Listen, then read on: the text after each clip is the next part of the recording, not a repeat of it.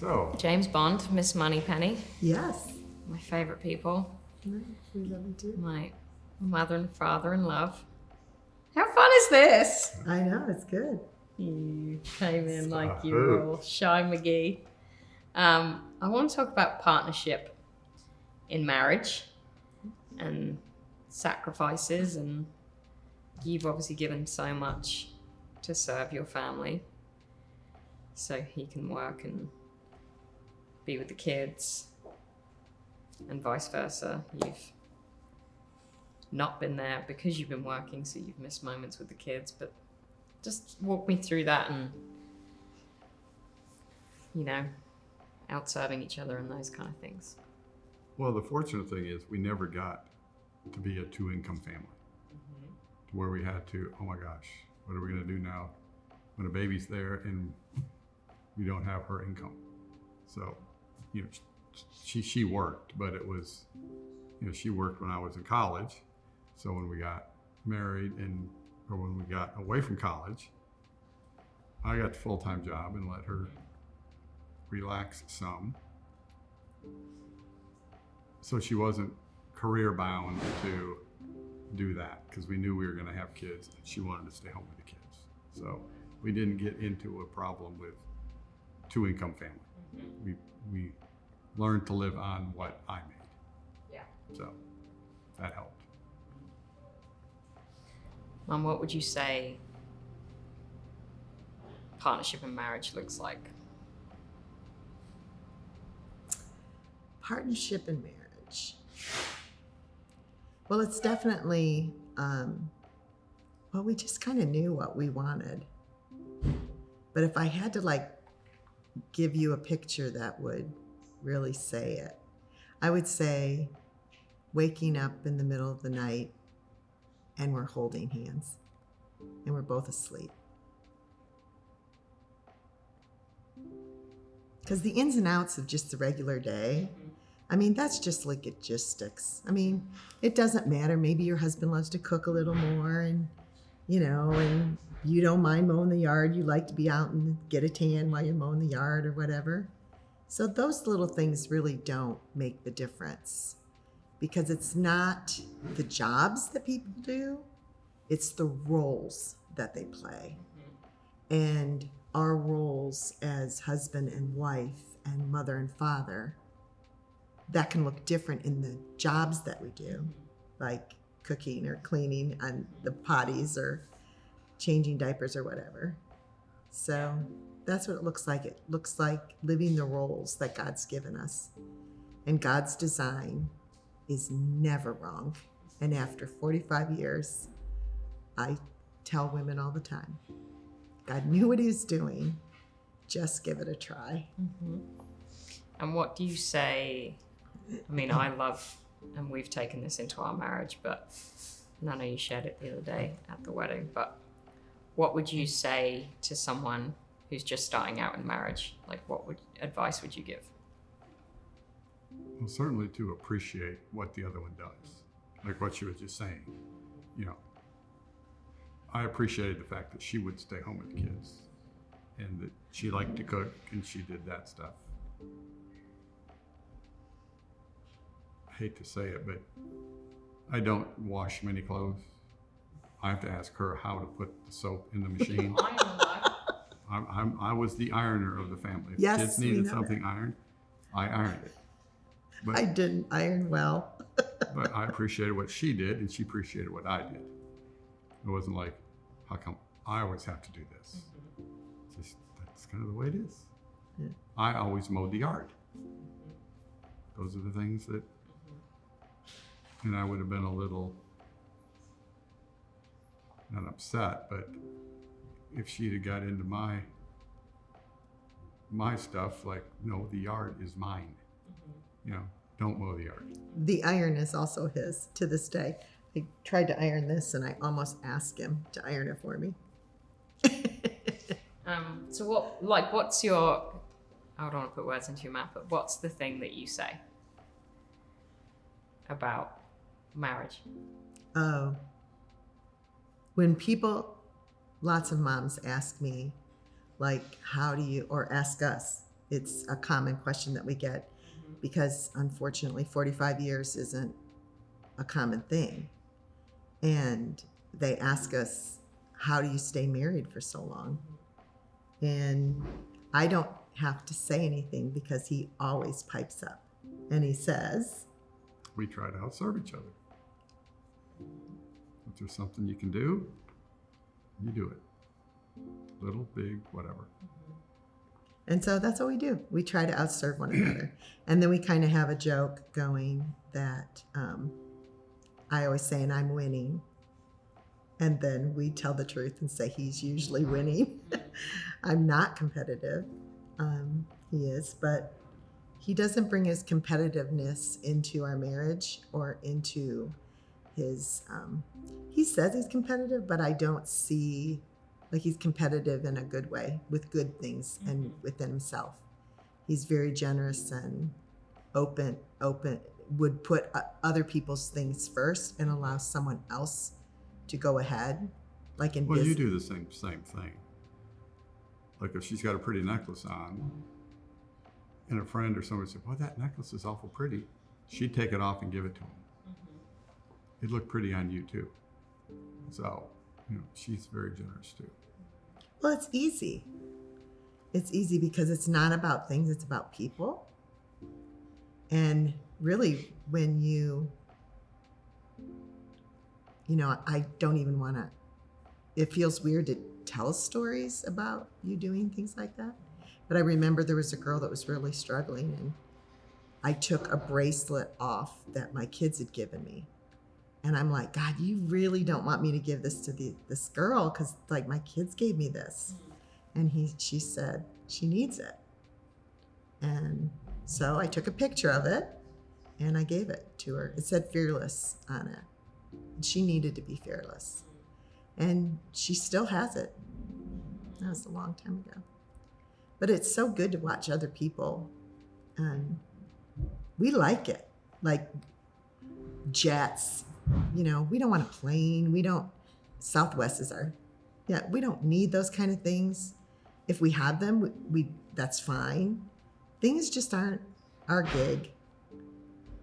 Our house it never feels like it's like, this is my house. It's like, this is the house. And what we do in it belongs to us. Yeah. Like over our mantle, it says, this is a house of belonging. There's always room for one more. And sometimes I wondered if we could fit anymore. It wasn't unusual for me to wake up in the morning. And even now, sometimes I do it just out of habit, to wake up and think, how many people are in the house? How many people are for breakfast? But if you're asking about marriage, I think I said this at the wedding the other night. People say marriage is hard. And I said, no, it's not hard. When you have two people totally committed to each other and with God on your side, how can it be hard?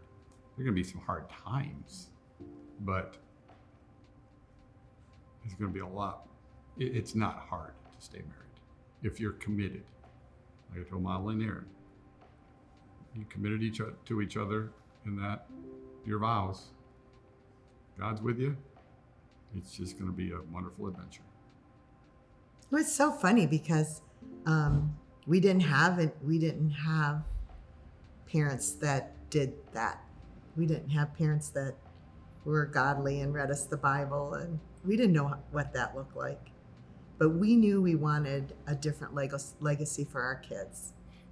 And we knew, I remember when I finally kind of figured out the whole Jesus thing and the bloodline of Christ. I'm like, what? I can put a bloodline around Jesus' blood, and protect our family. And I remember sitting at a rental house that we were renting. We had taken the kids to the water. And I remember going, okay. In my mind, I was putting each kid in this big circle. And I'm like, okay, Jesus, this is so awesome. Thank you so much for your blood. And I was just like crying. And I heard him say, you can put you and Warren in there. And I thought, we forget. And I put us in it. And I said, this generational line is protected by the blood of Jesus. It has been set apart. It has been called. And every piece, Mallory, Molly, Dreza, Max and Brett, they probably would have come along anyways. If we had had Max, we wouldn't have tried anymore. And fertility was so painful in the women that go through that. He loved me so well through that because men don't understand No. that pain. And he never made me feel bad. He just literally loved me through it. And I call it grieving with hope because that's what it is. But God had such a good plan.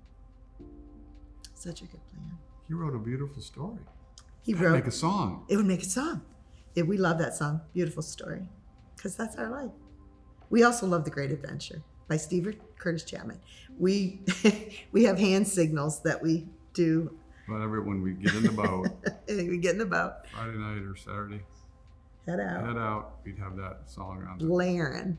blaring. And all the kids would be doing their hand signs. And yeah, We loved the lake and the boat. yeah. And it really was. I would. That was a real interrupted. No, there. it's okay. But I grew up in Michigan. I loved going to the lake in the summer. I loved summertime. I lived for summertime. And we had friends who would take us out to the lake. But when we got down here and, finally made had some money extra, and we got the lake house. I mean, it's kind of like,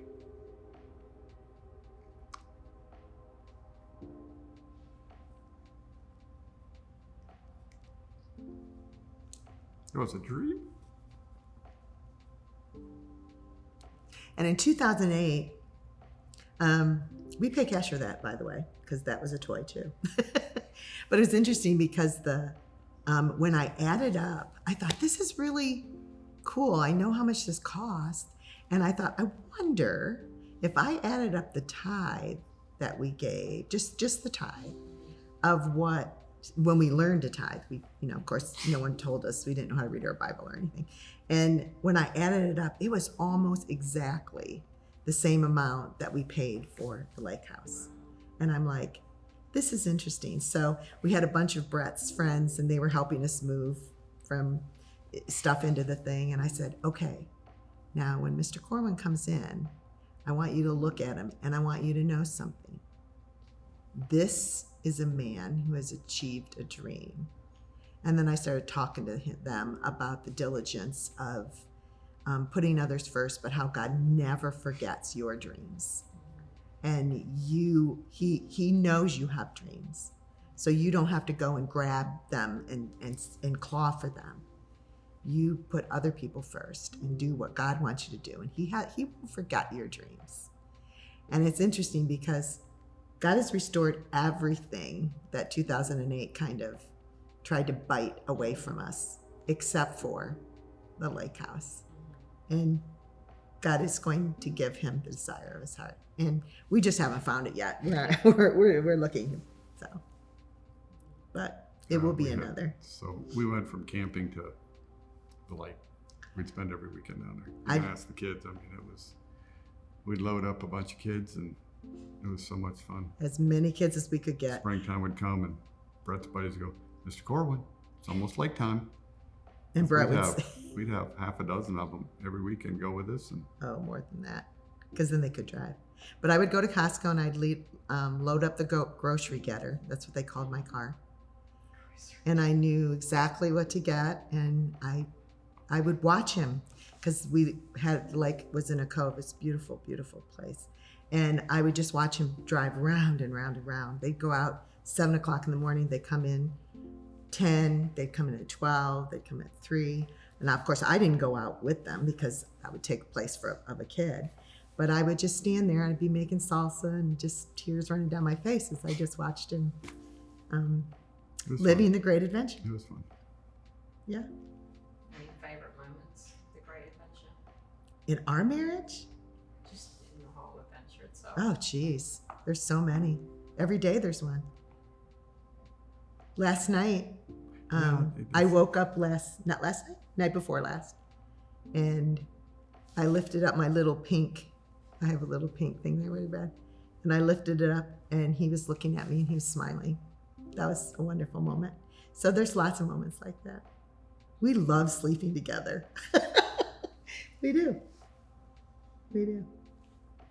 That was one of the big things. We're like, let's get married so we can sleep together.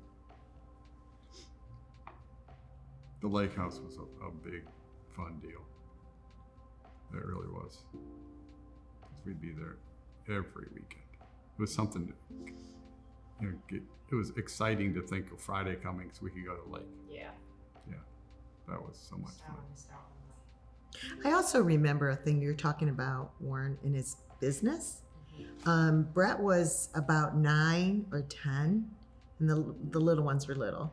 And he said, he was working, of course, a lot. And like most men in their 30s and 40s do, try to tell women that this is what men do during that time. And he went into he said, that's it. And he went into his guys and he said, I'm not going to be here as much because my boy is getting older and my kids, and I'm going to be going and doing things with them. So I was really proud of him. A lot of men that are 38 and 39 will double down. Well, I think it was when it was like 13. Was he 13? Somebody said, you can have Brett 5 more years. And that's really it. Wow. Because once they go away to college, Yeah. So I didn't do a very good job with Brett on a work ethic because in the summer I didn't want him to have a job to where he'd have to work the weekends because I wanted him at the lake. No, he's a hard worker, but I did not want him to have a job on the weekends. No, he said, I want to play with my kids. Yeah, I didn't want to be at the lake by myself. Yeah, so we had good friends, but we didn't. I thought it was all related with the kids. Yeah. Kid friends. It's just so much fun. Like, it's so much fun. Like I say, if you're going to do it, do it. Yep. And being a mom, I'm very talented. I can do a lot of things. Lots of time. Being a stay-at-home mom in the 80s was annoying. Not annoying, but it was annoying when people would ask you what you do and they would just assume you couldn't do anything else. And It's still like that. it is still like that. But I always wanted to be home with my kids because I knew that that's what legacy is. I didn't want someone, first of all, I said, well, I'll stay home for 6 months and then I'll decide. And I thought, no one else is going to have fun with Brett. This is what I want to do. But God was so good to remind me that inside of me are gifts and talents that aren't just for my benefit, they're actually for the world to be benefited from. And so as they got into school, I'm like, oh my goodness, this is great. I have all day. And I would literally use my gifts and talents the way I do. And I still was stay-at-home mom the whole time. I wrote books. I have a patent. I mean, everything that I needed to do, and I'm still doing, were the things that God wanted me to do. So just like He doesn't ignore your desires and your wants, He also doesn't ignore your gifts and talents and the way He wants them used. But my opinion is, He would never put children aside to have that be used. Yeah. And the reason I think that is that the most important thing to God in the world, the most important, I don't even think this is my opinion, I think it's true, are people, and little people at that. And so when God decided He was going to send His own Son to the world, He didn't send Him to academia. He didn't send Him to the government because He was going to rule and be a king. He didn't send Him to the village where gosh, there were a lot of people that could put into sweet Jesus. He sent him to the arms of a mother under the protection of a father. And family is God's idea. And it's a big deal. And the devil wants us to ignore it. And so when we think what we do is really isn't anything special, it's God's design. So it feels really natural the way it happens. And so I'm honored to be a mom and a wife. And never made me feel like I was silly or dumb or, well, he didn't like the white kitchen floor, but we have a deal. You want to tell him the deal? Okay. The deal is when he's getting ready to come home, he'll call me and then he'll give me a chance to pick up a little because kids get it, whatever.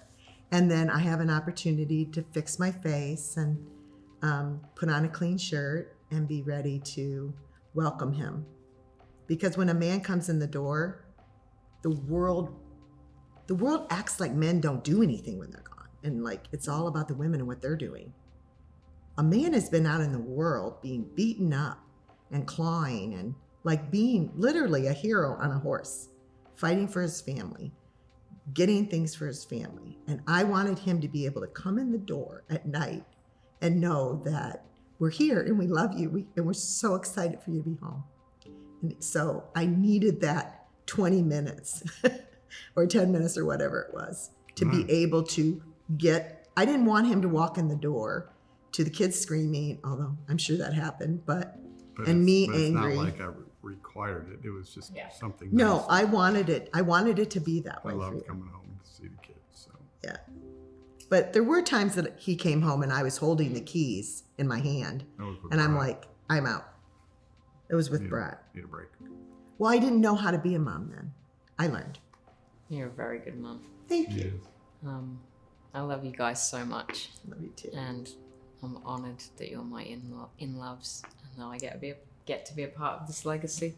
Yeah, we're so grateful to have you. Thank excited you that you're part of for- the family. It's so fun to watch your kids when they're all big and you watch the legacy unfold.